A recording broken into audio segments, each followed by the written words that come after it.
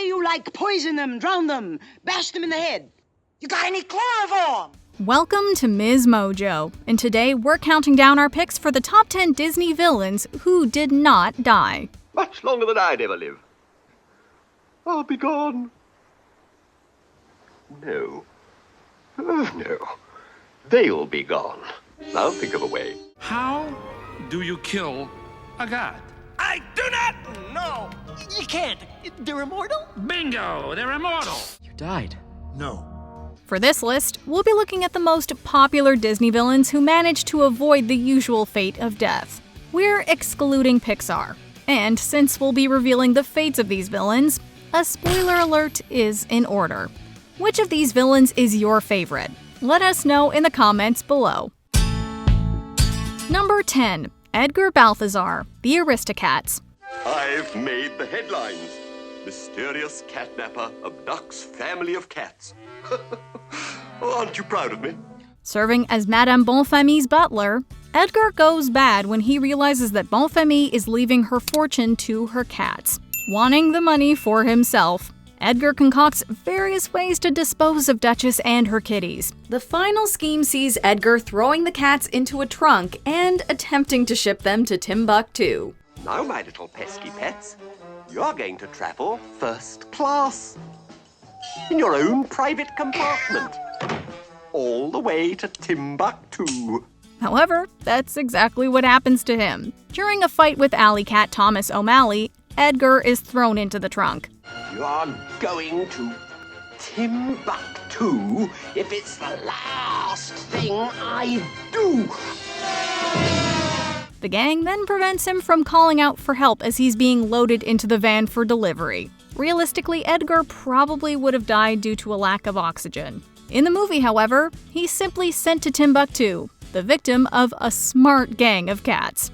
Number 9. Amos Slade, the Fox and the Hound. Amos Slade, that temper of yours is going to get you into a lot of trouble someday. Temper! Temper, woman, you ain't seen my temper!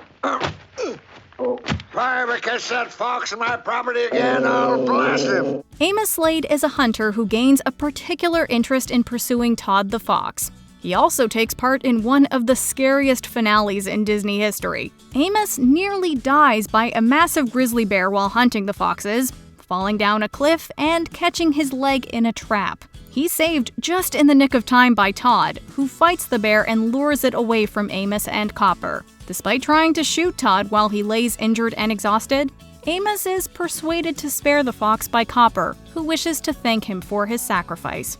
Come on, Copper. Get out of the way.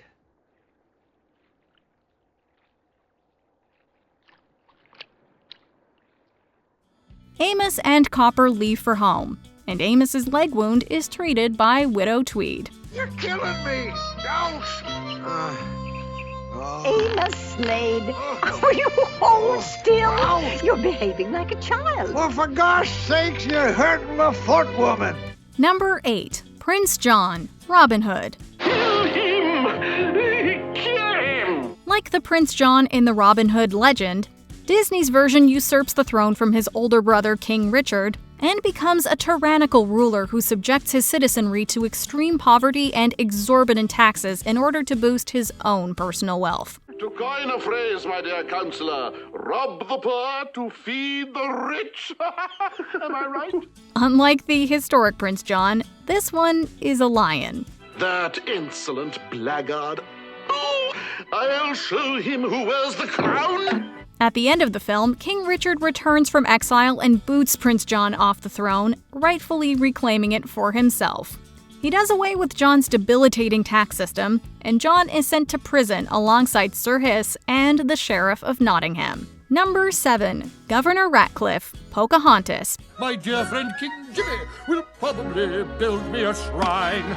And all of the gold is mine. Disney's Governor Ratcliffe is very loosely based on the historic John Ratcliffe, an English colonist who arrived in Virginia in 1607. The real John Ratcliffe fell into a trap and was taken captive by the Powhatan Indians, and he suffered an extremely grisly fate that will not be repeated here, and would certainly not appear in a family-friendly Disney film. In the movie, Ratcliffe's monstrous greed and cruelty is exposed after he tries to shoot Chief Powhatan, and he faces a rebellion from the colonists. Unhand me, eyes! How dare you! Put him in chains! I'll see you all hang for this! And gag him as well! They chain him up and send him back to England to account for his numerous crimes. And he came so highly recommended. Number 6. Hans, Frozen. I've been searching my whole life to find my own place. And maybe it's the party talking or the chocolate fondue. Meant to subvert the Prince Charming trope, Hans is initially depicted as Anna's love interest before his true character and motivations are revealed. You're no match for Elsa. No, you're no match for Elsa. I, on the other hand, am the hero who was going to save Arendelle from destruction. Hans realizes that he will never hold a position of power owing to his numerous older brothers, so he manipulates his way onto the throne of Arendelle. Following his defeat at the hands, in fist, of Anna and Elsa, Hans is arrested and imprisoned on a French ship, which returns him to the Southern Isles to face punishment for his crimes. I will return this scoundrel to his country. We shall see what his 12 big brothers think of his behavior. Arendelle thanks you, my lord. Hans's nasty punishment is later shown in the short film Frozen Fever, shoveling manure in the Southern Isles royal stables.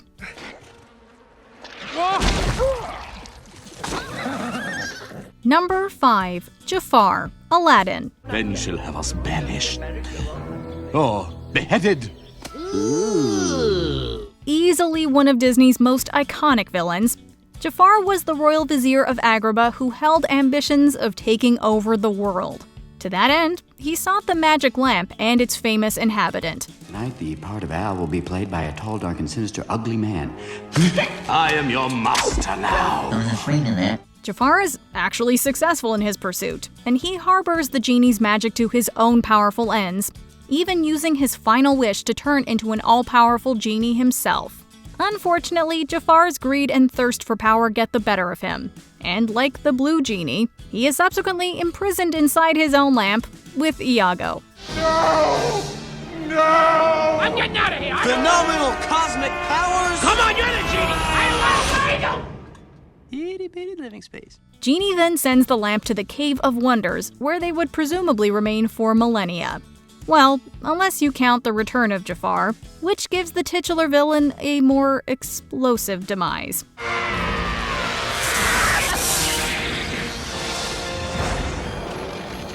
Number 4. Isma, the Emperor's New Groove. While she's the main antagonist of the Emperor's New Groove, Isma and her sidekick Kronk are largely used for comedy, with Kronk's stupidity and Isma's increasing frustration being a major source of laughs. Hey, that's kind of like what he said to you when you got fired. I know. It's called a cruel irony, like my dependence on you. Isma resents Emperor Cusco for firing her, and she concocts various schemes and potions to dispose of Cusco and claim the throne for herself. In the climax of the film, Isma's plans are once again foiled by an oblivious Kronk, when he inadvertently squishes her with a trapdoor. I win. She remains in her cat form and is taught the squirrel language by Kronk, who has become a scout leader. Squeaking. I'm so proud of you guys. Number 3. Hades, Hercules. How are things in the underworld? Well, they're just fine. You know, a little dark, a little gloomy, and as always, hey, full of dead people. What are you gonna do? While Hercules is a deeply underappreciated Disney effort, Hades is an incredibly popular villain, owing in large part to James Woods' iconic vocal performance. Like Isma, Hades is largely played for comedy, despite being god of the underworld. Like many Disney villains, Hades harbors ambitions of taking over the world and tries turning Hercules mortal to prevent his intervention. However, Hercules' heroic sacrifice turns him into a god, and he punches Hades into the river Styx, where he is surrounded by malevolent souls. Get away from me! Don't touch me! Get your slimy souls off me! He's not gonna be happy when he gets out of there! You mean if he gets out of there? If. if is good. Hades doesn't die, being an immortal god and all, but Pain and Panic state that he will forever remain trapped in the river. Even if Hades could die, where would he go? The underworld? What do you say? It's happy ending time. Everybody's got a little taste of something, but me, I got nothing. I'm here with nothing. Anybody listening? It's like, what am I, an echo or something? Hello? Hello? Number 2, Lady Tremaine, Cinderella. Now, it seems we have time on our hands. But I was only trying to— Silence! In a way, Lady Tremaine is one of the most malicious Disney villains. Instead of taking over the world or vying for a throne, Tremaine is largely concerned with psychologically tormenting her stepdaughter, and for no other reason than Cinderella is prettier than her biological daughters. Oh no! No, please! Oh, you can't do this, you just can't! Let me out! You must let me out! Not wanting Cinderella's foot to fit the glass slipper, Tremaine trips the page and shatters the slipper. Unfortunately for her, Cinderella had the matching slipper, and Tremaine watches in both disappointment and horror as it's put on Cinderella's foot. You see, I have the other slipper.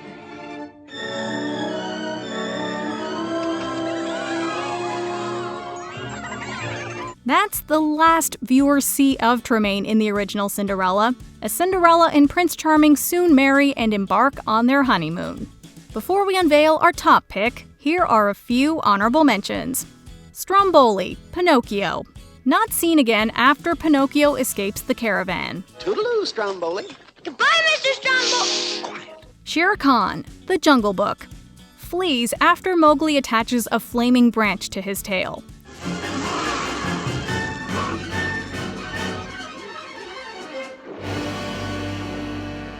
Well, it's the last of him.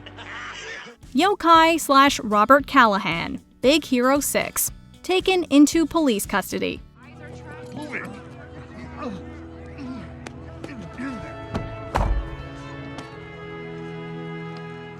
Bellwether, Zootopia. Nick and Judy trick her with the carrot pen and she is arrested. Former Mayor Dawn Bellwether is behind bars today, guilty of masterminding the savage attacks that have plagued Zootopia of late. Her predecessor, Leodore Lionheart, denies any knowledge of her plot, claiming he was just trying to protect the city. Before we continue, be sure to subscribe to our channel and ring the bell to get notified about our latest videos.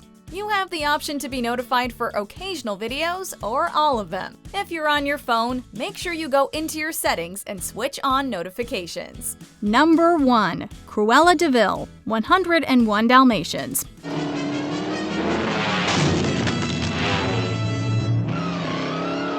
Chalk this up as another case of, yeah, that character definitely would have died in real life. One of the most iconic Disney villains, Cruella De Vil is a psychotic madwoman with a feverish desire to turn the Dalmatians into a luxurious coat. We'll find the little mongrels if it takes till next Christmas. Now get going! And what's your driving, you imbeciles? You want to get nabbed by the police? Her literal pursuit is brought to an end when she gets into a car accident with Jasper and Horace, sending them all over a cliff and utterly destroying her precious vehicle. Cruella somehow manages to survive and is finally told to shut up by an exasperated Jasper. The story leaves Cruella and her henchmen on the snowy embankment, a few spots short of a fur coat. You idiots! You fools! Oh, you imbeciles! Shut up. Do you agree with our picks? Check out this other recent clip from MsMojo. And be sure to subscribe and ring the bell to be notified about our latest videos.